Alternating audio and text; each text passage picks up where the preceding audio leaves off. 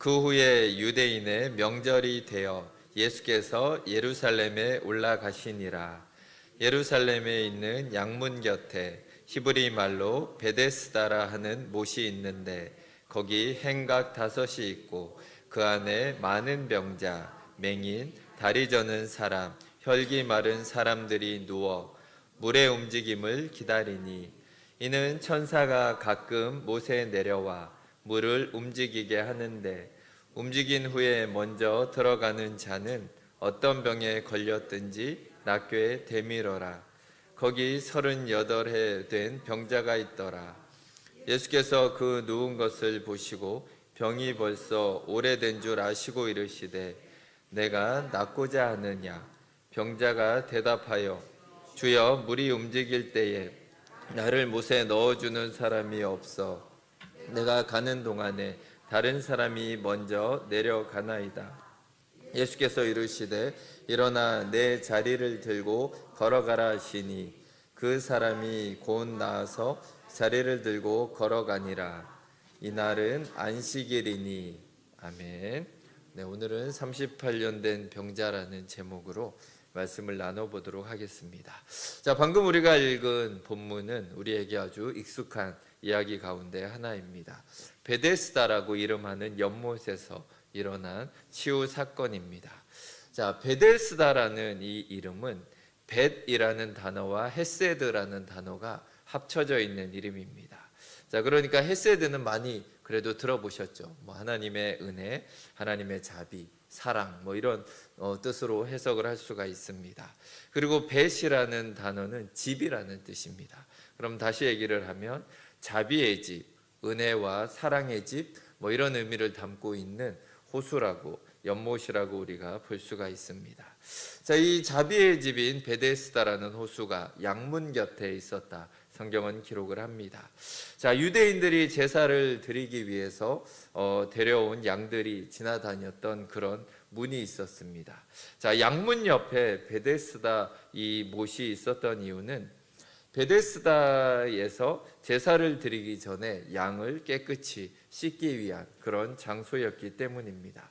자, 사람들이 양을 데리고 와서 이 베데스다 못에서 양을 씻긴 다음에 다시 성전으로 데려가서 제사를 드리는 그런 순서를 가지고 있었습니다. 자, 그런데 이 연못에는 5개의 행각이 있었습니다. 자, 세번역 성경은 주랑이라고 번역을 합니다. 이것은 기둥과 지붕이 있는 그런 통로를 의미를 합니다. 길게 기둥이 있고 그 위에는 지붕들이 이렇게 덮여 있는 그런 구조를 가지고 있습니다. 자, 그런데 이런 게 5개나 있었다라는 것은 이 베데스다 연못이 상당히 규모가 컸다라는 것을 말해주고 있습니다. 자, 성경을 보시면 이 행각들마다 사람들이 가득 들어차 있었다라고 기록을 하고 있습니다. 자, 세번역 성경은 이렇게 동일한 본문을 말하고 있습니다. 3절과 4절을 이 주랑 안에는 많은 환자들, 곧 눈먼 사람들, 다리 저는 사람들과 중풍병자들이 누워 있었다. 그들은 물이 움직이기를 기다리고 있었다. 주님의 천사가 때때로 못에 내려와 물을 휘저어 놓는데 물이 움직인 뒤에 맨 먼저 들어가는 사람은 무슨 병에 걸렸든지 나았기 때문이다. 자, 방금 베데스다 연못은 원래 양을 씻기는 그런 장소라고 말씀을 드렸습니다. 자, 그런데 이제는 양이 아니라 환자들이 가득 이 연못에 누워 있는 것입니다. 자, 이들이 이곳에 모여서 이렇게 누워 있는 이유는 희망 때문입니다. 내가 나을 수 있다라는 희망이 이들을 이곳으로 불러들였고 이곳에 자리 잡고 계속해서 여기에 머물게 했다라는 것입니다. 자, 베데스다에는 한 가지의 신화가 있었습니다. 천사가 가끔 내려와서 물을 휘저어 놓는데 그 뒤에 베데스다 연못에 들어가면 무슨 병이든 상관없이 다 낫는다라는 이런 신화가 이 연못에는 있었습니다. 자, 이것이 환자들에게는 너무나 매력적이고 또한 희망적인 메시지였을 것입니다. 그래서 그 희망 때문에 사람들은 이곳을 찾아왔고 여기에 이렇게 많은 사람들이 모여 있을 수 있었습니다. 자, 이들은 마음속에 다 나도 나을 수 있다. 내가 저 안에만 들어가면 치유될 수 있을 거다라는 마음을 가지고 그 자리에 모여 있는 것입니다. 자, 이 연못의 이름이 자비의 집이라고 불렸는데 사실 이 모습은 너무나 잘 어울리는 그런 풍경처럼 우리에게 비춰집니다. 자, 그런데 이 베데스다의 희망에는 조건이 하나가 있습니다. 자, 그 조건은 가장 먼저 들어간 사람만 병이 낫는다라는 것입니다. 자, 연못에 들어간 사람 모두가 치료되는 것이 아니고 가장 먼저 들어간 1등만 치료받을 수 있다라는 희망의 조건이 여기에는 붙여져 있습니다. 자비의 집을 찾아온 모두가 그 자비를 누릴 수는 없었던 것입니다. 경쟁을 뚫고 이긴 단 한 사람만이 그 자비와 은혜를 경험할 수가 있는 것입니다. 자, 이곳에 모인 환자들은 대부분 일반적인 수준이 아닙니다. 우리처럼 콜록콜록 기침한다 그래서 굳이 여기를 찾아올 이유가 없습니다. 어떻게 보면 전부 의사들이 치유할 수 없는 그런 질병을 가진 사람들만 여기에서 계속해서 기다리고 있는 것입니다. 자, 눈이 멀어서 앞을 보이지 않는 시각장애인들, 다리를 절어서 뛰기는커녕 걷기도 어려운 사람들, 몸이 아예 마비되어서 움직일 수도 없는 중풍병자와 같은 사람들이 이곳에 잔뜩 있었다라고 성경은 기록을 합니다. 자, 이들은 어떻게 보면 연못에 물이 움직이는 것조차 볼 수 없는 그런 병자들도 있었습니다. 또 그것을 본다고 할지라도 거기까지 달려갈 수도 없는 사람들이 그곳에 모여 있는 것입니다. 자, 그런데 더 아픈 것은 서로 경쟁을 해야 한다라는 것입니다. 자비의 집이라는 이 연못에는 자비가 없습니다. 자, 무한 경쟁 속에서 단 한 명만이 치유를 얻을 수 있다라는 것입니다. 내가 낫기 위해서는 내 옆에 있는 사람들이 앞을 못 본다라는 걸 기뻐해야 합니다. 자, 내 옆에 있는 사람이 장애가 있어서 제대로 못 걷는다라는 게 도리어 그것이 나에게 기쁨이 된다라는 것입니다. 자, 내가 먼저 물이 움직이는 것을 봐야 합니다. 내가 먼저 뛰어가야 하기 때문에 내 옆에 이 아픈 사람이 나의 경쟁 상대가 되면 안 되는 것입니다. 그래서 속으로는 내가 저 사람보다 덜 아픈 게 다행이다라고 우리는 마음을 먹을 수밖에 없는 것입니다. 아픈 사람을 보고 나보다 더 상태가 안 좋은 사람을 보면서 도리어 더 기뻐하는 모습이 나올 수밖에 없는 것입니다. 자, 세상의 경쟁이란 것이 이런 것입니다. 남의 약함이 나의 유리함이 됩니다. 남의 실패가 나의 성공이 됩니다. 남이 미끄러지는 것이 나에게는 디딤돌이 되는 것입니다. 그래서 그가 겪는 그 고통을 나도 알지만 서로를 돌보는 것이 아니라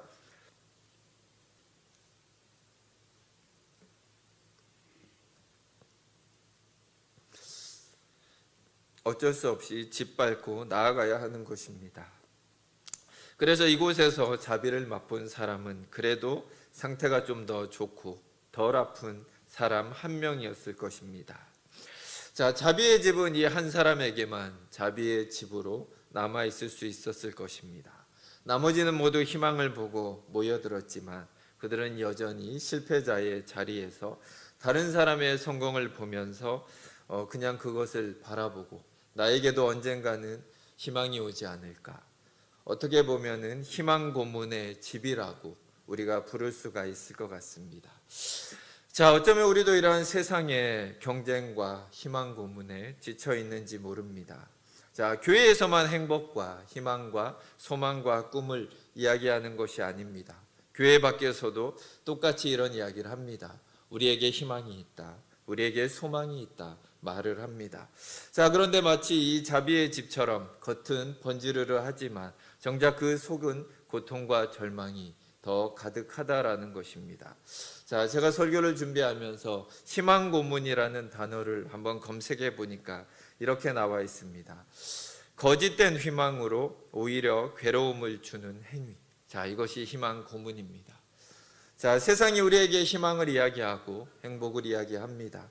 그러나 자세히 들여다보면 모두가 누릴 수 있는 그런 것이 아니라 어쩌면 소수의 사람만이 누릴 수 있는, 아니 어쩌면 아무도 누릴 수 없는 그런 거짓된 희망과 거짓된 행복이라는 것입니다. 자, 세상에 이런 희망은 모두가 조건이 붙습니다. 너는 행복할 수가 있어. 그런데 돈이 많아야 해.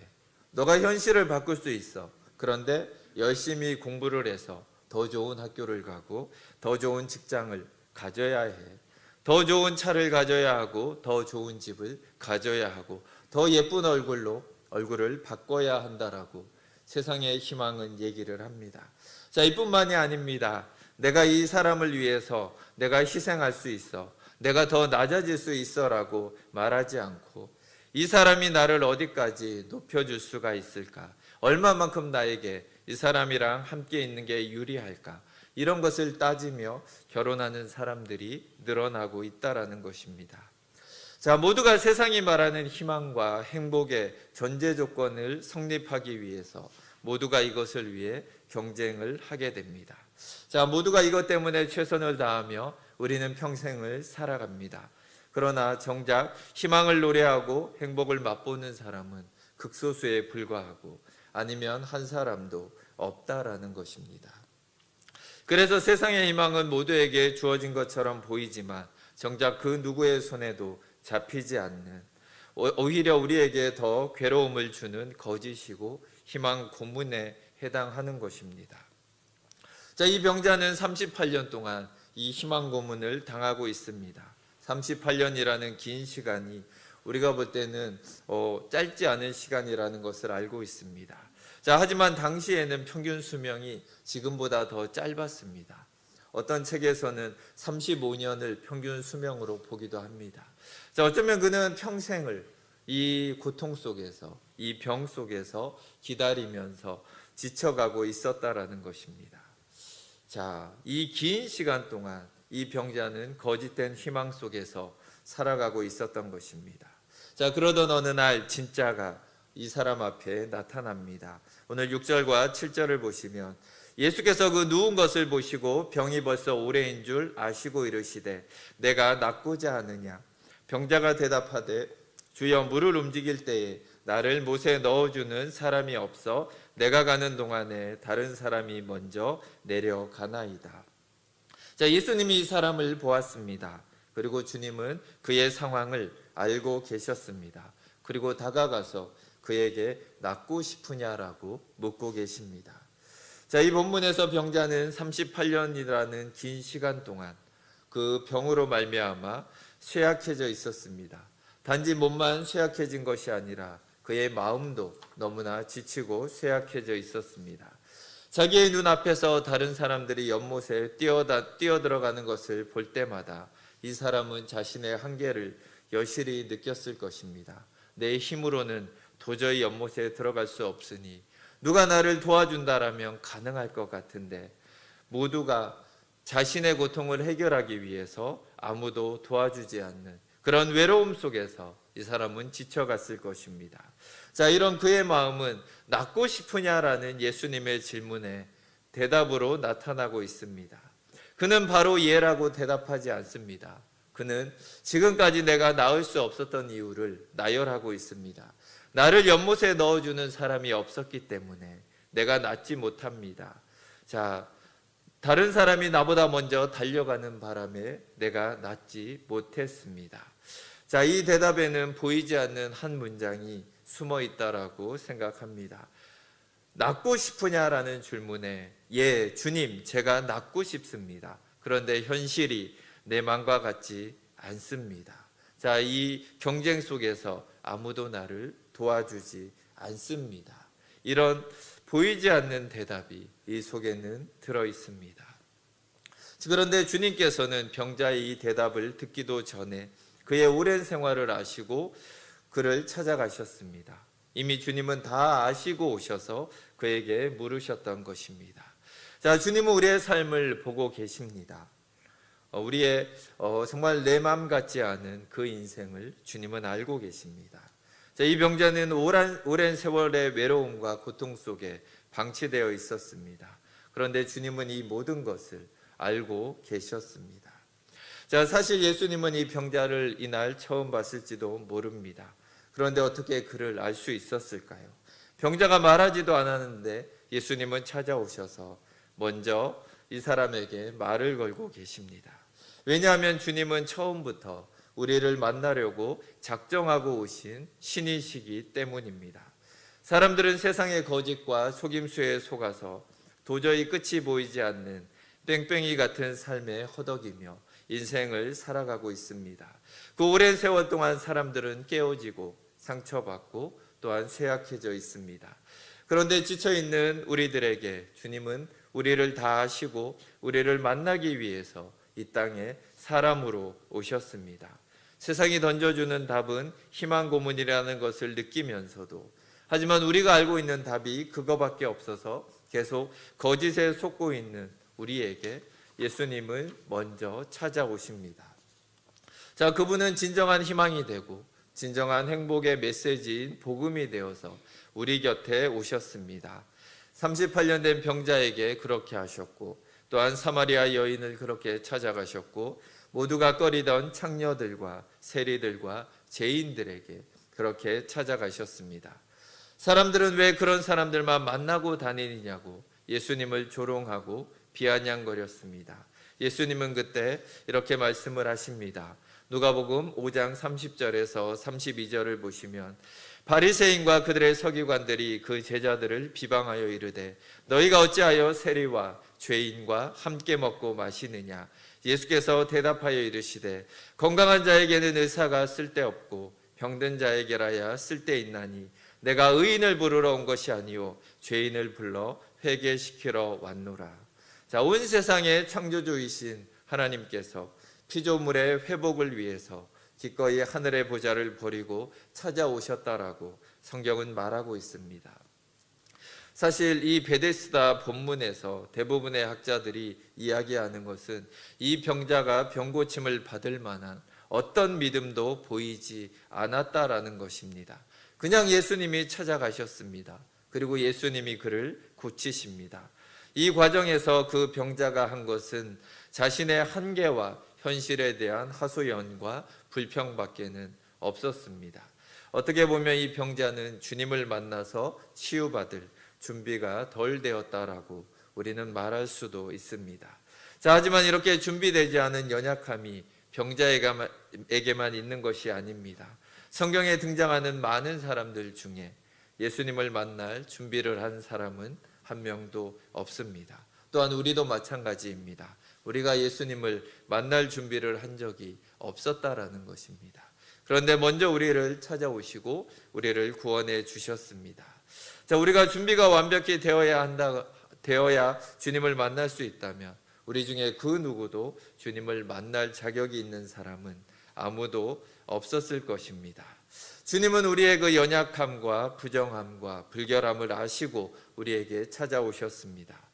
너가 병들고 부정한 죄인이라 내가 왔단다, 이렇게 말씀을 하십니다. 로마서 5장 6절을 보시면 우리가 아직 연약할 때의 기약대로 그리스도께서 경건하지 않은 자를 위하여 죽으셨도다. 5장 8절은 우리가 아직 죄인 되었을 때에 그리스도께서 우리를 위하여 죽으심으로 하나님께서 우리에 대한 자기의 사랑을 확증하셨느니라. 그리고 우리가 이렇게 연약하고 죄인 되었을 때에 이미 우리를 향한 그분의 사랑을 확증했다라고 하나님은 분명히 말씀을 하십니다. 자, 이렇게 우리를 찾아오신 이유는 하나입니다. 우리의 그 모든 헛된 희망 고문을 끊고 진짜 희망과 진짜 답을 우리에게 주기를 원하셨습니다. 자, 앞서 보았던 병자의 대답에서 우리는 또 하나 발견할 수 있습니다. 이 병자는 예수님을 향한 희망을 보았습니다. 하지만 제대로 된 희망이 아니었습니다. 예수님을 메시아로 본 것이 아니라 이 사람이 도와주면 내가 베데스다 연못에 들어갈 수도 있겠구나, 어쩌면 내가 1등으로 들어가서 치유받을 수 있겠구나라는 희망을 본 것입니다. 이 병자의 삐뚤어진 희망이 그의 잘못 때문만은 아니라고 생각을 합니다. 그에게는 이 경쟁에서 1등을 해야만이 내가 나을 수 있다, 나의 병을 치유하는 유일한 답이었다라고 믿고 있었던 것입니다. 자, 어쩌면 우리도 마찬가지입니다. 세상을 살아가다 보면 얼마나 많은 베데스다 연못의 신화를 듣게 되는지 알 수가 없습니다. 자, 우리는 그 신화들을 들으며 그렇게 따라가야 하나 보다. 내가 그 사람들처럼 해야지 성공할 수 있나 보다. 우리의 마음이 하루에도 수십 번이 흔들리게 된다라는 것입니다. 하지만 그 모든 것이 지나고 보면 우리의 문제를 아무것도 해결해 주지 않는 거짓된 것이라는 것을 알게 됩니다. 그럼에도 불구하고 우리는 또 다른 베데스다 신화에 귀를 기울이고 또한 거기를 쫓아가게 된다라는 것입니다. 자, 이런 것은 교회 안에도 스며들어 옵니다.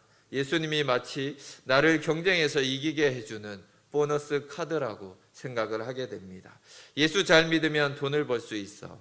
예수 잘 믿으면 좋은 대학 갈 수 있고 좋은 직장을 찾을 수가 있다라고 생각을 합니다. 또한 이것을 복이라고 말을 합니다. 예수 잘 믿어서 성공한 삶이라고 말을 하기도 합니다. 38년 된 병자가 어쩌면 예수님에게 이런 것을 바라고 있었는지도 모르겠습니다. 낫고 싶으냐라는 질문에 그동안은 내 고통에 아무도 관심을 가지지 않고 아무도 도와주지 않았는데 당신이 나를 도와주려고 묻는 겁니까? 라는 그 마음이 이 속에는 담겨져 있습니다. 자, 그런데 주님은 그에게 그가 생각했던 방법이 아니라 다른 방법으로 그에게 치유를 허락해 주십니다. 진정한 자비와 사랑, 은혜의 원천이 되시는 예수님이 그를 고쳐주십니다. 진짜 회복이 어디에서 오는지 그에게 몸소 보여주고 계십니다. 오늘 본문 8절과 9절을 보시면 예수께서 이르시되 일어나 내 자리를 들고 걸어가라 하시니 그 사람이 곧 나아서 자리를 들고 걸어가니라. 이날은 안식일이니 베데스다를 통해서 오직 병을 고칠 수 있다라고 생각했던 그에게 예수님을 통해서 병이 고쳐질 수 있다라는 것을 깨닫게 해주십니다. 자, 이 병자는 이제 알게 되었습니다.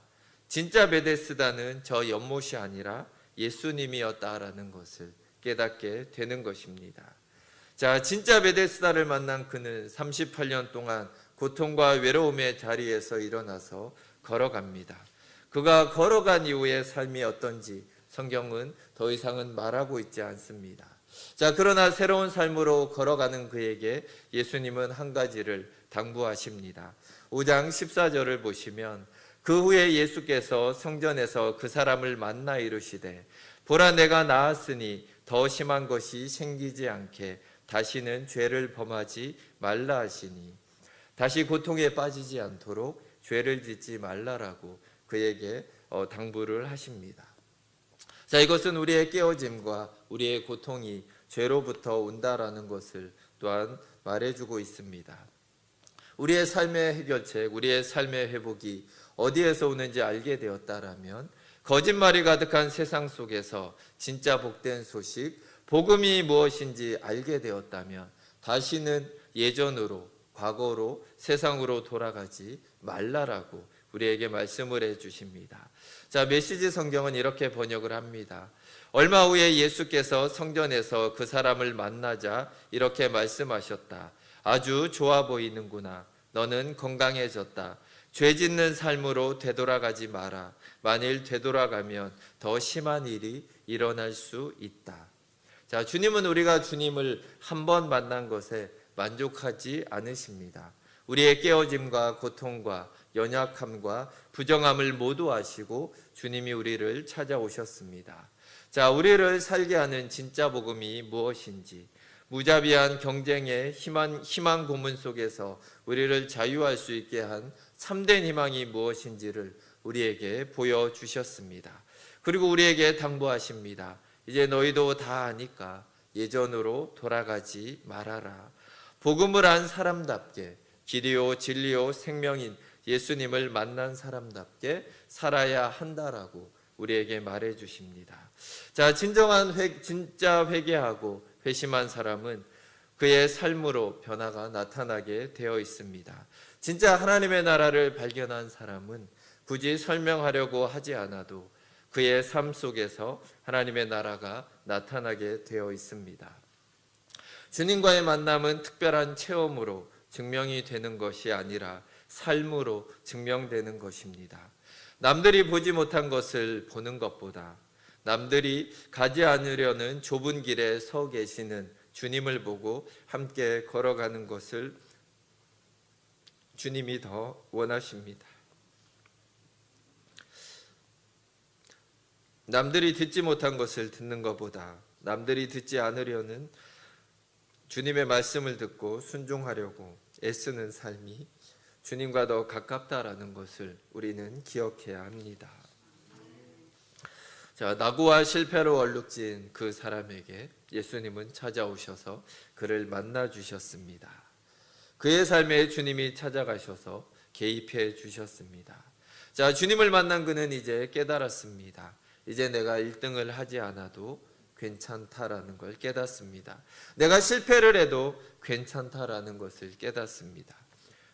왜냐하면 주님이 그를 직접 고치시고 주님이 그를 쉬게 하시고 주님이 그에게 진짜 은혜를 베풀어 주시기 때문입니다.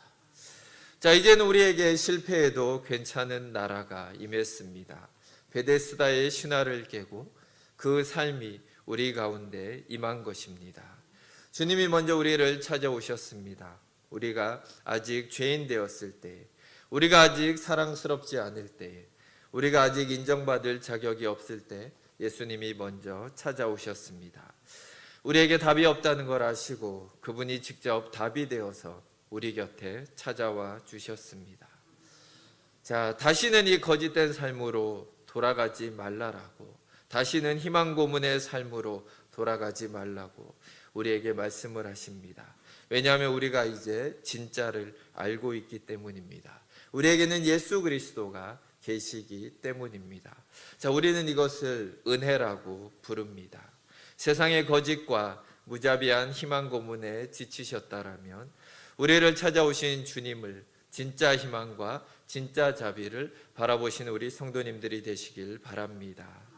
그분은 자비가 없는 땅에 풍성한 자비가 되어 오시고 사랑이 없는 땅에 목숨까지 내어주는 사랑으로 오시고 은혜가 없는 땅에 흡족한 은혜로 오신 분이십니다. 이분이 성도님들의 삶 속에 영원히 함께 하실 것입니다. 그 은혜에 감사하며 주님과 동행하는 성도님들이 되시길 주의 이름으로 축원드립니다. 함께 기도하시겠습니다. 하나님 아버지, 감사합니다. 오늘 38년 된 병자를 찾아오신 예수님을 보았습니다. 정말 아무런 자격도 없고 때로는 아무런 희망도 없고 어떻게 해야 할지 알지 못하는 우리에게 주님은 먼저 찾아오셨고 우리에게 길이 되어 주셨고 우리의 빛이 되어 주셨고 우리의 희망이 되어 주셨습니다. 하지만 우리는 여전히 세상의 희망 고문 속에서 뭔가 세상의 방법을 따라가야지 내 인생이 더 잘 될 것 같다라는 착각 가운데 살아갑니다. 하나님 우리에게 분명히 말씀하십니다. 그 모든 것이 헛된 것이다라는 것을 우리에게 알려주십니다. 하나님, 우리가 그 모든 것을 내려놓고 하나님의 말씀에 귀를 기울이게 하여 주시옵소서. 세상이 아니라 좁은 길을 걸어가라고 하시는 예수님을 따라가는 우리 성도님들이 되게 하여 주시옵소서. 감사드리며 주 예수 그리스도 이름으로 기도드립니다. 아멘.